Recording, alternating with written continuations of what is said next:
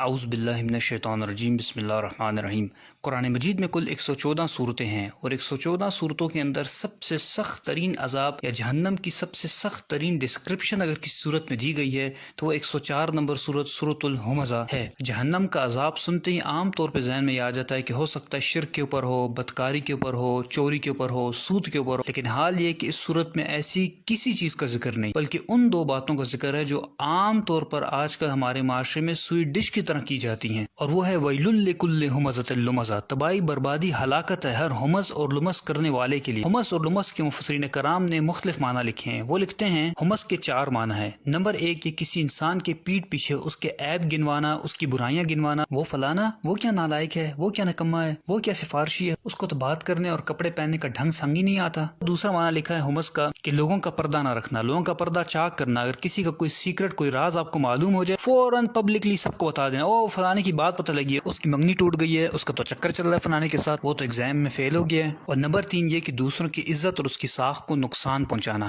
اگر کسی محفل میں کسی کی تعریف ہو رہی ہو تو فوراً سے اس شخص کی کوئی ایسی برائی بیان کر دینا جس سے اس کا امپریشن اس محفل کے اندر خراب ہو جائے۔ یعنی اگر لوگوں کے دلوں میں اس انسان کے لیے محبت ہو، عزت ہو، تو صرف حسد کی بنیاد پر کہ لوگ میری تعریف کیوں نہیں کرے، میرے بچوں کی تعریف کیوں نہیں کرے، اس انسان کی مخالفت شروع کر دینا اور جھوٹی سچی لگا کر لوگوں کے دل اس سے برے کر دینا۔ علامہ آلوسی رحمۃ اللہ لکھتے ہیں کہ جس وقت یہ 3 کام ہوں گے تو اس کا رزلٹ وہ چوتھا کام نکلے گا، اور وہ چوتھا کام کیا ہے؟ الکسر، یعنی توڑنا۔ ان تینوں کاموں کا نتیجہ یہ نکلے گا کہ پھر بعض اوقات رشتہ داری ٹوٹ جائے گی۔ جب آپ ایک انسان کی ہر وقت عیب بیان کریں گے، اس کی کسی برائی پہ پردہ نہیں رکھیں گے، لوگوں کے سامنے ہر وقت اس کا امپریشن خراب کریں گے، تو اس کا خود بخود رزلٹ یہ نکلے گا کہ وہ انسان آپ سے اٹھنا بیٹھنا چھوڑ دے گا اور اس کا سارا گناہ آپ کے اوپر آئے گا۔ چنانچہ رسول اللہ صلی اللہ علیہ وسلم نے ایسے لوگوں کے بارے میں ارشاد فرمایا، مسند احمد کے اندر حدیث شریف ہے، شرار و عباد اللہ کی مخلوق میں سب سے بدترین انسان کون ہے؟ المشاؤون بالنمیمہ، جو لوگوں کی پیٹھ پیچھے ان کی برائیاں بیان کرتے ہیں، ان کی چغلیاں کرتے ہیں، والمفرقون بین الاحبہ، اور آپس میں محبت کرنے والوں کے درمیان نفرتیں پیدا کرتے ہیں، ان کے دلوں کو برے کرتے ہیں ایک دوسرے سے برائیاں کر کر، والباغون البراء اللعنت، اور بے گناہ اور معصوم لوگوں کو بدنام کرنے کی کوشش کرتے جن کا کوئی قصور نہیں ہوتا، فضول میں ان کی طرف اس قسم کی نسبتیں کرتے ہیں جو کام انہوں نے نہیں کیے ہوتے۔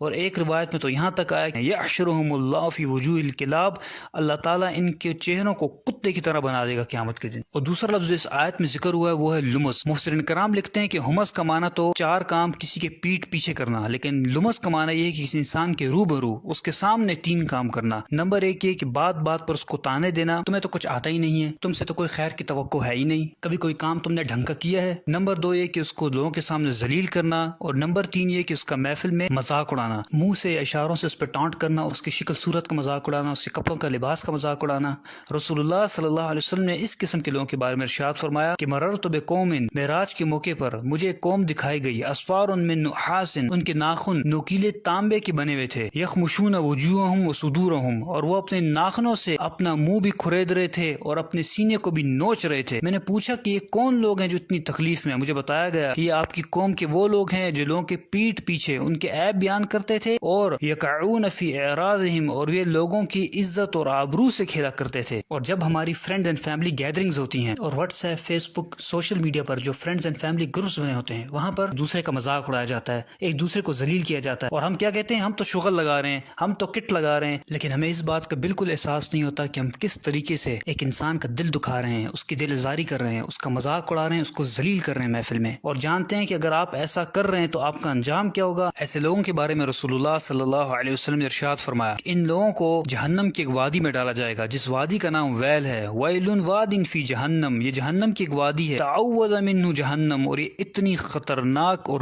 گرم ترین وادی ہے کہ خود جہنم اس سے پناہ مانگتی ہے، کل یوم 70 مرہ، 70 دفعہ جہنم خود پناہ مانگتی ہے اس وادی سے کہ یا اللہ مجھے اس سے پناہ میں رکھ۔ ایسے لوگوں کو اس وادی میں اللہ تعالیٰ ڈالے گا۔ اور امام راضی رحمۃ اللہ لکھتے ہیں کہ یہاں جو ذکر ہوا ہے ویل کا، یہ ویل بیسکلی کیا ہے؟ یہ بدوائیہ کلمات ہیں، اور یہ کس کی طرف سے ہیں؟ جب آپ کسی انسان کی عزت ساخت کو نقصان پہنچاتے ہیں، اس کا مذاق اڑاتے ہیں، تو جو اس کی دل آزاری ہوتی ہے اور وہ جو دل سے بدوا نکلتی ہے، یہاں اس کا ذکر ہے۔ دوسرا معنی وہ لکھتے ہیں کہ یہاں ویل سے مراد ہے کہ اللہ تعالیٰ آپ کو بدوا دے رہے ہیں، آپ یہ کام کر رہے ہیں، ویل لکل ہمزۃ لمزہ، آپ سوچ لیں کہ اللہ تعالیٰ فرما رہا ہے کہ تو تباہ برباد ہو جائے، تو اس قسم کے کام کرتا ہے، تو ایسے انسان کو کیا دنیا میں ملنے والا ہے اور کیا آخرت میں ملنے والا ہے۔ اور اب یہاں اس نفسیات کو بھی سمجھ لیجئے کہ یہ کام کر اڑتے کون لوگ ہیں؟ تو اس آیت میں آگے اللہ تعالیٰ نے فرما دیا الذی جمع مالا وعددہ یحسب ان مالہ اخلدہ، وہ لوگ جو مال جمع کر کر کے رکھتے ہیں اور سمجھتے ہیں کہ ان کا مال باقی رہے گا۔ یعنی کیا معنی ہوا؟ معنی یہ ہوا کہ وہ لوگ جو آپ کے فرینڈز فیملی سرکل کے اندر آپ کے مقابلے میں اسٹیٹس میں زیادہ ہیں، تعلیم میں زیادہ ہیں، مال و دولت میں زیادہ ہیں، ان کا بیک گراؤنڈ زیادہ مضبوط ہے، تو پھر ایسے لوگ خود بخود اپنے آپ کو سپیریئر سمجھتے ہیں۔ جب یہ سپیریئر سمجھتے ہیں تو پھر یہ آپ کو حقیر سمجھتے ہیں اور آپ کو ذلیل کرتے ہیں، آپ کا مذاق اڑاتے ہیں۔ اور معذرت کے ساتھ ان لوگوں سے زیادہ قصور ان لوگوں کا ہے جو لوگ ان کے اندر گھسے بیٹھے رہتے ہیں ہر وقت، جو ان کو ہر چیز میں اپنا بڑا بناتے ہیں۔ جب یہ لوگ ان کو بڑا بناتے ہیں تو ان کو موقع ملتا ہے کہ اس قسم کے کام کرتے ہیں۔ اور امام رازی رحمۃ اللہ علیہ ان پالشی اور چاپلوس قسم کے لوگوں کے بارے میں لکھتے ہیں کہ جس وقت ان امیر لوگوں سے یہ اٹھ کر جاتے ہیں تو یہ امیر لوگ ان کے پیچھے بھی ہنستے ہیں، اور یہی ان کی سزا کے لیے کافی ہے۔ اور یاد رکھیں کہ یہ دنیا میں سزا ہے، لیکن آخرت میں ان کو بھی اتنی ہی سزا ملے گی جتنا کہ مذاق اڑانے والے امیر لوگوں کو سزا ملے گی۔ اور آخر میں اللہ تعالیٰ سے دعا ہے کہ اللہ تعالیٰ ہمیں زبان کے شر سے بچائے، اور اب تک جو بھی زیادتی ہم سے ہوئی اللہ تعالیٰ اس پہ معاف فرمائے اور ہمیں سچی توبہ کرنے کی توفیق عطا فرمائے۔ سب سے دو درخواستیں ہیں، ایک دو نفل پڑھیں اور اللہ تعالیٰ سے معافی مانگیں، دوسرا ان حدیث کو زیادہ سے زیادہ آگے پہنچائیں تاکہ آپ کا بھی صدقہ جاریہ بنے، ہمارا بھی۔ جزاک اللہ خیر۔